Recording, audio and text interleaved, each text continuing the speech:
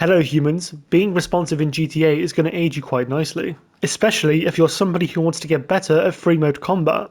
Most of these tips will require practice, especially if you want a good routine going. So, enough jibber jabber, let's go.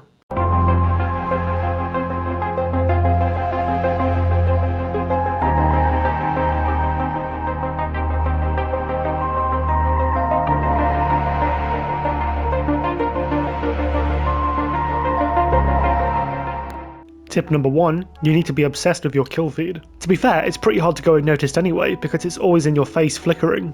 But if you really don't observe your kill feed, now's the time to practice. You need to keep an eye on people for going off radar or maybe somebody killing loads of different people, and then, with information like that, you know who to avoid. And you can also highlight the player to make your life easier. Tip number 2, expand your minimap every so often. Keep this boy expanded at all times. Okay, maybe not at all times, but you do want to check it regularly, especially if you know you have people in your area. If they're not in a CEO, then you can see which way they're facing on the map, but this guy's probably not a threat.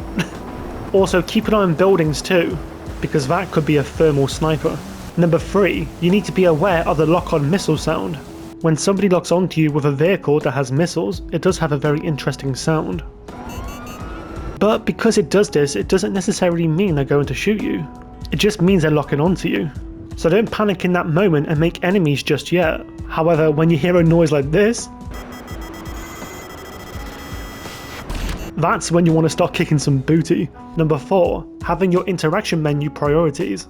Memorizing your way around the interaction menu is highly important when it comes to being responsive. Buying ammo, returning or requesting a vehicle, using BST, going into passive mode, and so on.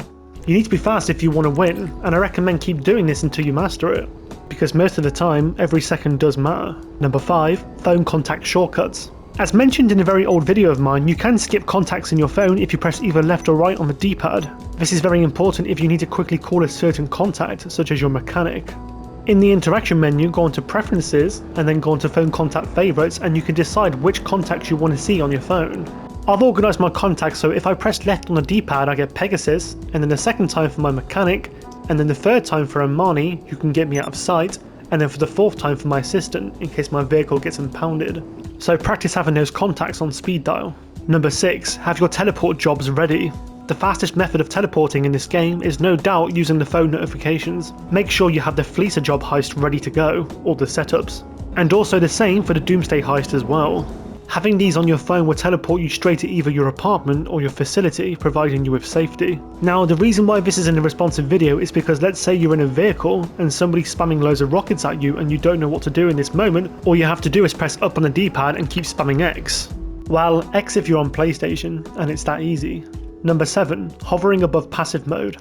Hovering above passive can save your bacon in so many scenarios, but remember, you can't do this if you're in a CEO, and also if you haven't killed a player recently. Driving to somebody who you want to get friendly with to only find out they're actually a total butthole is a good idea to go straight into passive and forget the whole thing happened. They will feel like an idiot, and you'll feel like the fastest cowboy in the West with responses like that. Rule number 1 in GTA, don't trust anybody. Number 8, watch your health bar when battling.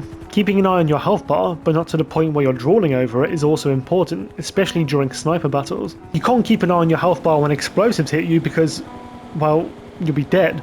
And with any other weapons you'll also have a very hard time responding. But in sniper battles however, this will be quite easy. Sometimes in sniper battles they won't one-hit kill you, and if that's the case, you have 2 options here.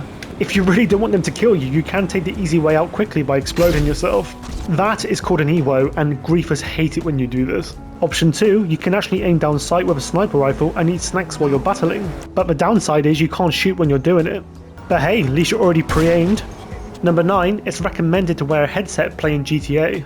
If you don't wear a headset in real life, you should, because this will alert your responses much better. Okay, I get it, this is not Call of Duty, you can't hear footsteps, but you can hear vehicles. You can hear RC vehicles sneaking up on you, such as the Bandito or the tank. You can also hear stealth jets, aka the Raiju, from very far away. If they're hiding away in stealth, you can usually hear which direction they're flying in. Usually with any other vehicle it's pretty invalid, but having a headset is still pretty crucial nonetheless. And finally, number 10, optimize your first person button layout. Playing in first person is important when you're on ground in combat, especially if you're sniping.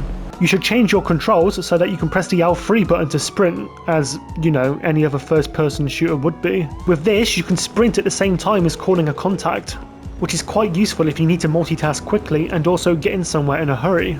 Also useful because in combat you can sometimes accidentally click the L3 button to sneak walk, which isn't ideal when you're in combat, as it makes you slower and more of a target to hit. I hope you legends found this informative, and if you did, hit that like button and I'll give you a part 2. 200 likes maybe? And also, I really do recommend subscribing if you don't want to miss out. And with that being said, I'll see you in the next one.